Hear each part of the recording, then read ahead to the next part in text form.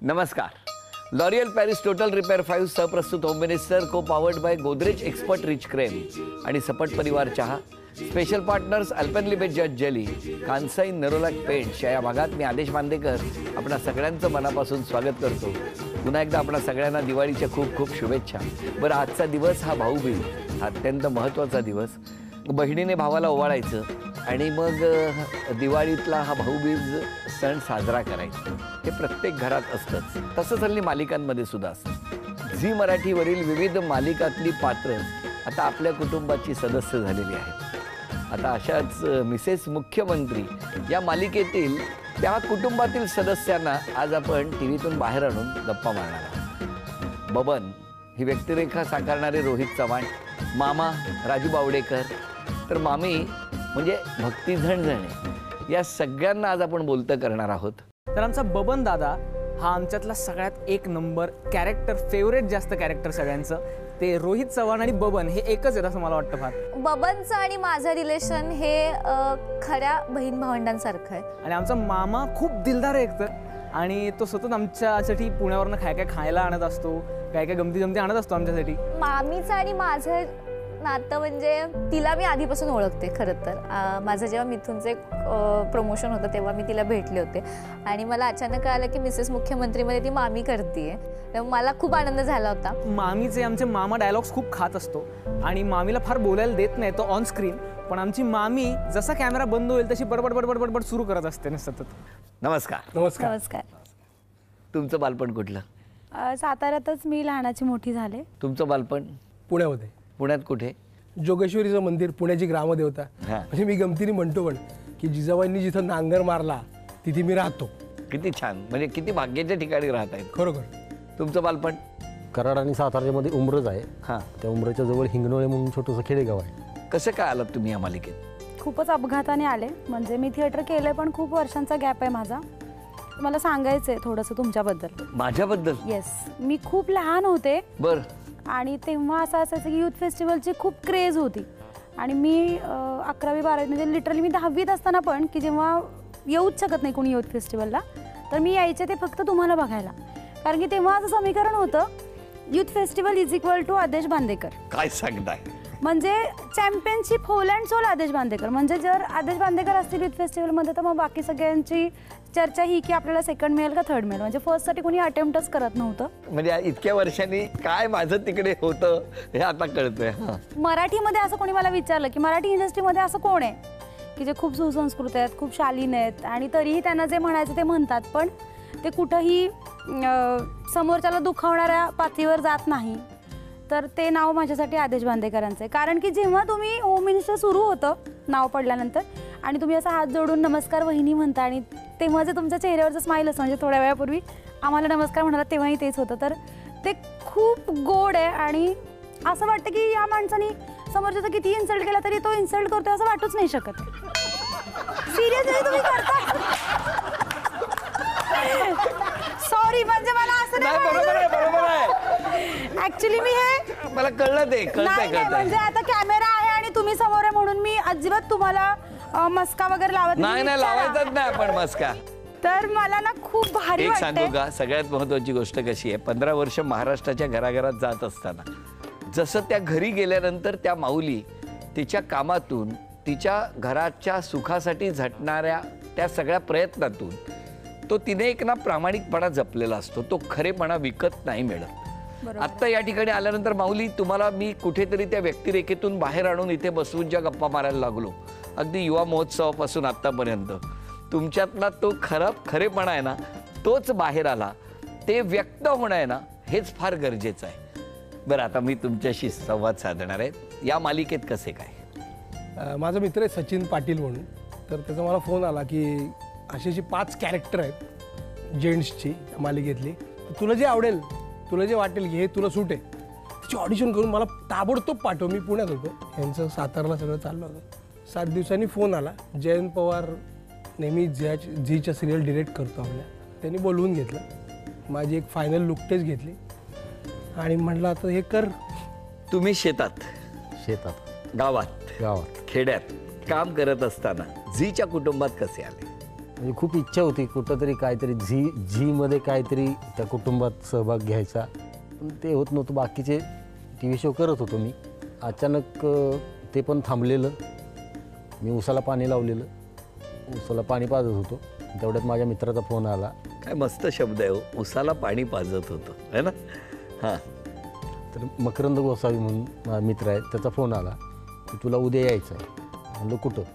एक सिरियल आहे करतोय ती. म्हणलं कुठल्या चॅनलला आहे? तू ये फक्त म्हणला. बरं ठीक आहे म्हणलं. किती दिवसासाठी? कायमचाच ये म्हणलं निघून इकडं. तसं ते पाणी बिणी सोडलं, मित्रांना सांगितलं तेवढं करून घ्या बाबा. आलो इकडं. तेव्हापासून आज 4 महिने झालं मी सिरियलच करतोय. मग आता 4 महिन्यात आता जेव्हा गावी जाता तेव्हा काय प्रतिक्रिया आहेत सगळ्यांच्या? म्हणजे आजपर्यंत कसं होतं, रोहित चव्हाण दारात आला तरी कुत्र्याला शिवाय द्यायची. पण आता तीच लोक चहा प्यायला बोलवतात, आतमध्ये बोलवतात. मग तुम्हाला ही लहानपणापासून मिमिक्री करणं किंवा असं काही आवडायचं? त्याच्यामुळे शिव्या द्यायची नाही. पण मग काय करायचं तुम्ही? कुठं उगाच कुत्र्याचा आवाज काढ. कसं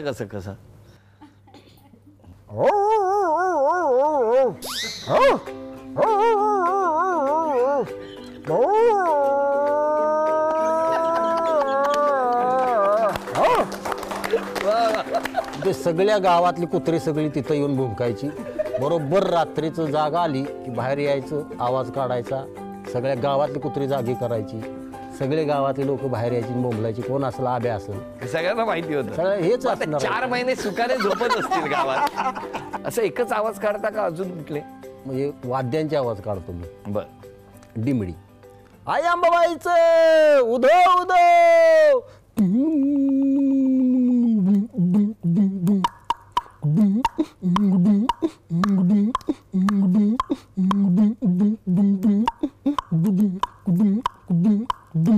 वा वा वा.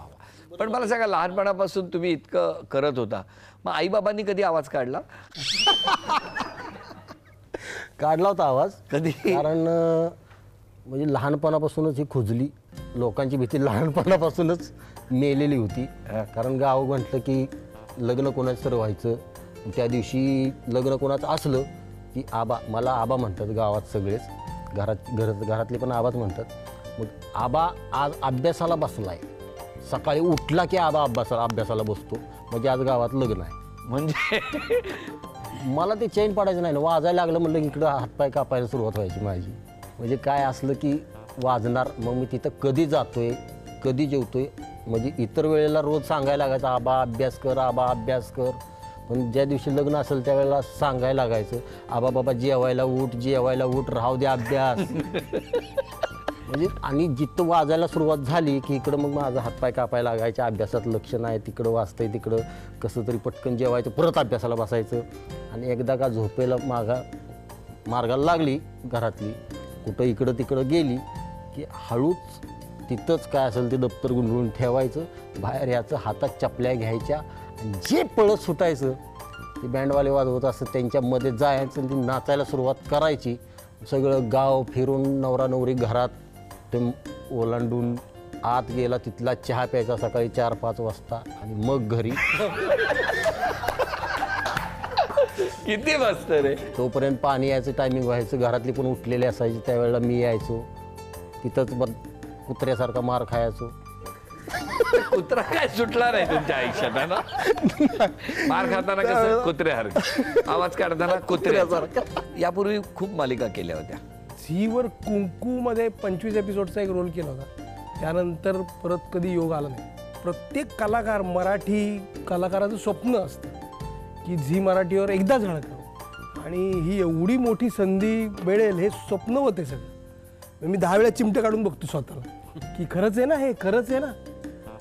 मी 4 महिन्यामध्ये इतके सॉलिड अनुभव आलेत आणि हे सगळं झीचं क्रेडिट आहे. तुझ्या डोळ्यातलं पाणी बरंच काही सांगून जाते, ते काही वेगळं सांगण्याची गरज नाही. आणि आता आपण वळणार आहोत एका खेळाकडे. हे जे चौकोन आहेत, चेंडू देणार आहेत तुमच्याकडे, तो एक टप्पा पडून या चौकोनातून पलीकडे जायला पाहिजे. बघूया तरी तिघांमध्ये सर्वाधिक गुणसंख्या कोणाची होते. हां, रेडी पवन? 1 3 4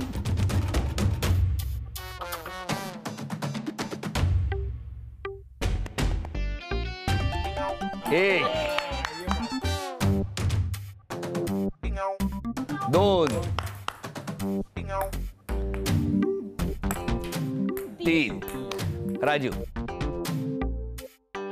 1 2 3 4 5 5 5 6 आतापर्यंत आघाडी घेतली आहे राजूने. 1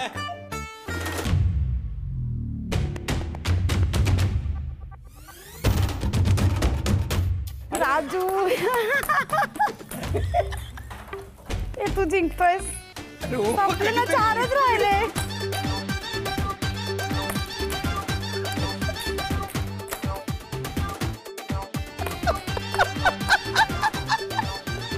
राजू अभिनंदन. अभिनंदन. झी मराठीकडून हे चांदीचं नाणं. थँक्यू. अभिनंदन. 3 गुणसंख्या. अभिनंदन. थँक्यू. आणि ही चांदीची अन्नपूर्णा राजू घरात आलेली आहे. अभिनंदन. काय सेट वरती गमती जमती बऱ्याच खूप घडतात. प्रचंड धमाल येते. धमाल. काय काय चालतं जरा सांगा ना.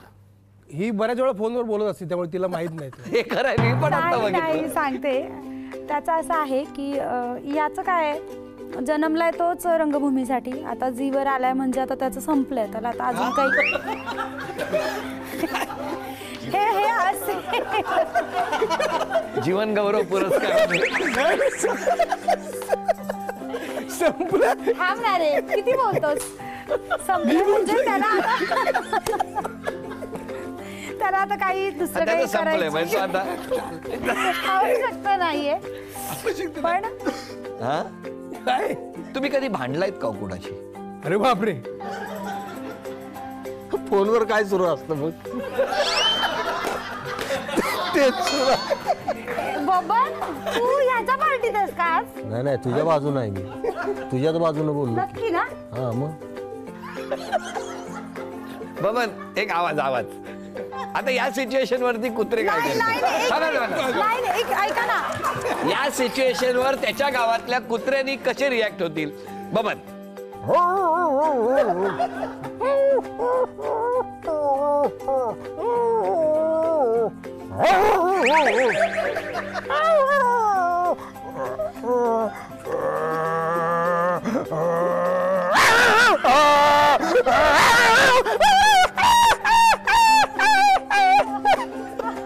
हा फक्त एकटीचा आवाज होता, बाकी कोण नव्हतं त्यात.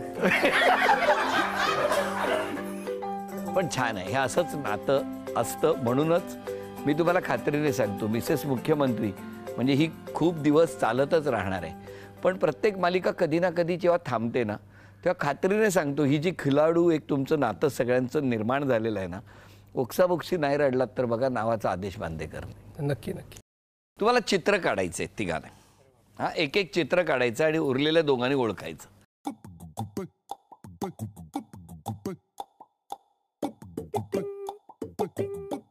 कुत्रा काढणार आहे तो.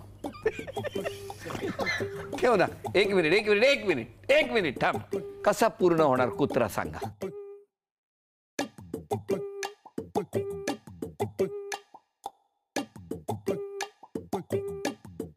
झालं? काढून झालं? Very good. तुम्हाला काय काढायला सांगितलं होतं? घोडा. पण घोड्याचं शेपूट असं नसतं वर, घोड्याचं शेपूट खाली असतं. आमच्या गावातला बघ येऊन.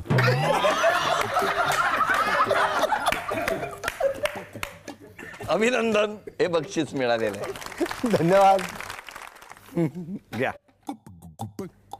काय आहे सर? वेळ सुरू झाली.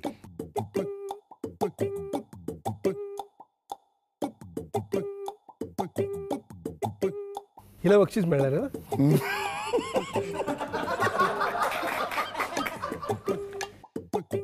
10 9 8 संपलं. मला एवढंच येऊ शकतं. 7 सांगा. हत्ती. 6 डायनोसॉर. क्या बात. खरंच होय. शाकाहारी डायनोसॉर आहे ना? अभिनंदन. हे बक्षीस मिळालं. थँक्यू बाबा. डायनोसॉर ते अर्ध करते आता.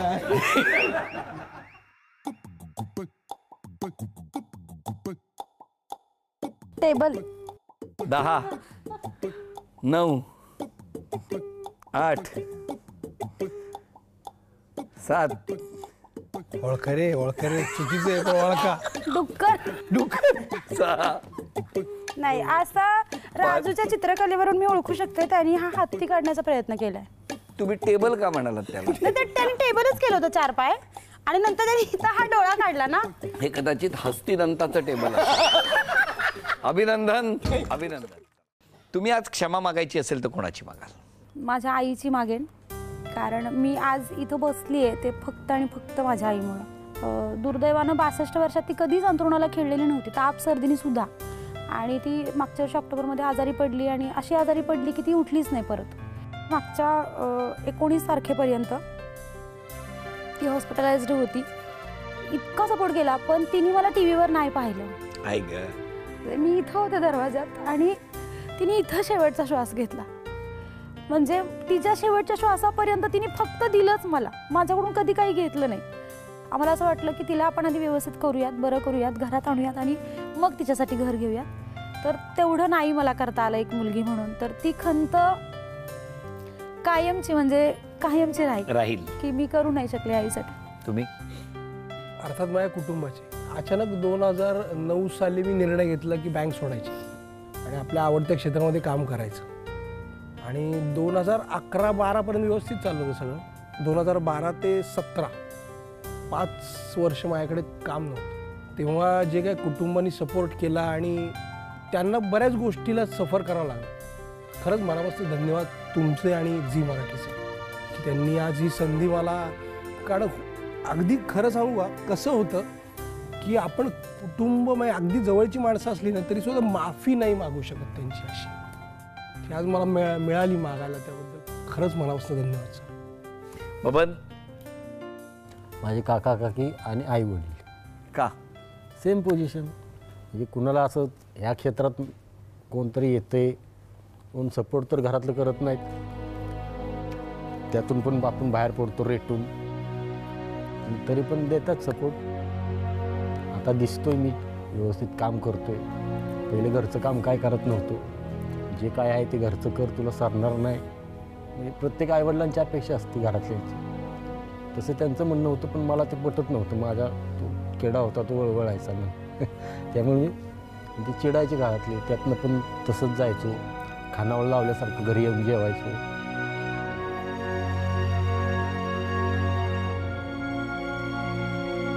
कुटुंबच्या सपोर्टशिवाय आपण काहीच नाही करू. नाही पण तसंच आहे, खरंच आहे. कुटुंब हे फार आणि त्यांना महत्त्वाचं आहे. कधी आपण थँक्यू पण नाही म्हणत. गृहीत धरलेलं असतं कारण ते आपलं असतं. आईला कधी कोणी थँक्यू म्हणतं का? घरातल्या विविध जबाबदाऱ्या पेलणाऱ्या तिला घरात कधी कोणी थँक्यू म्हणतं का?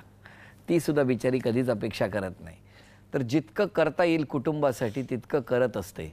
आणि म्हणूनच आम्हाला नेहमी वाटतं की खऱ्या अर्थानं संपूर्ण कुटुंबाची ऊर्जा आणि शक्ती कोण असेल तर ती. त्याच स्त्री शक्तीचा गेली 15 वर्ष घराघरात जाऊन सन्मान करत असताना आजही या तिघांच्याही बोलण्यातून त्यांच्या आईविषयी, बायकोविषयी, घरातल्या मोठ्यांविषयी जो आदर व्यक्त झाला आणि कुठेतरी अरे हो हे राहूनच गेलं होतं. 2 शब्द कौतुकाचे तिला खूप प्रेरणा देत असतात, तिला ऊर्जा देत असतात आणि कधीतरी सॉरी एवढ्याने तिला आयुष्यभराचा आनंद देत असतात. मला असं वाटतं घराघरात हेच घडत असतं. म्हणूनच ती महान आहे आणि म्हणूनच तिचा गौरव हा प्रत्येकाने केला पाहिजे. हसत राहा, आनंदात राहा असं म्हणत या तिघांच्याही सुखासाठी प्रार्थना करूया. आणि आता क्षण आला आहे सन्मानाचा. झी मराठीकडून ही भेटवस्तू. अभिनंदन. घराघरातल्या स्त्रीचा सन्मान आणि आज या माऊलीचा सन्मान आपण करणार आहोत. तथास्तु पुणे यांच्याकडून पैठणी. अभिनंदन. आजचा भाग इथेच संपवूया आणि पुन्हा भेटूया अशीच एक पैठणी घेऊन होम मिनिस्टरच्याच पुढच्या भागात. नमस्कार.